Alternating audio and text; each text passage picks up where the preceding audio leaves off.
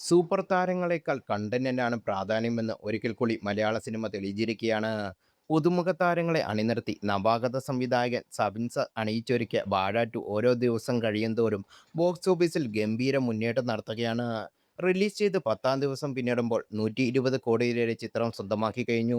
ഈ വർഷം മോളിവുഡിലെ രണ്ടാമത്തെ 100 കോടി നേട്ടമെന്ന് വാഴ 2 സ്വന്തമാക്കിയത്.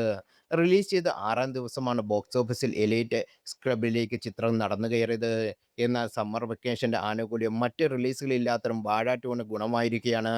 ഇതേ രീതിയിൽ മുന്നോട്ട് പോയാൽ മലയാളത്തിന്റെ അടുത്ത ഇൻഡസ്ട്രി ഹിറ്റായി വാഴ 2 മാറുമെന്നാണ് കണക്കുകൂട്ടൽ. നിലവിൽ കേരളത്തിൽ നിന്ന് മാത്രം 71.5 കോടിയോളം ചിത്രം നേടിക്കഴിഞ്ഞു.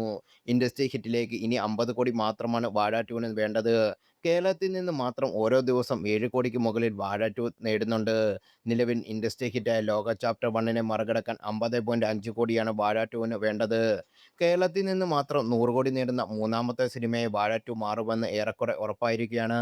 ഈ നേട്ടം ആദ്യം സ്വന്തമാക്കിയ തുടരുമെന്ന് അധികം വൈകാതെ വാഴ 2 മറികടക്കാനും സാധ്യതയുണ്ട്. 47.5 കോടിയാണ് തുടരുമെന്നെ മറികടക്കാൻ വാഴ 2-ന് വേണ്ടത്. ഈ രണ്ട് സിനിമകളെയും ചരിത്രം മറികടന്നാൽ അത് ചരിത്രമാകുമെന്ന് എല്ലാവരുടെയും കണക്കുകൂട്ടലുകൾ. ആരും തൊടില്ലെന്ന് കരുതിയ ബെൻസിന്റെ റെക്കോർഡ് നീലി തകർത്തതും നീലിയെ തൊടാൻ ആർക്കുമാകില്ലെന്ന് ചിന്തിച്ച വാഴ 2 തകർക്കുമെന്നും സിനിമാ പേജുകളിൽ ചർച്ചയുണ്ട്.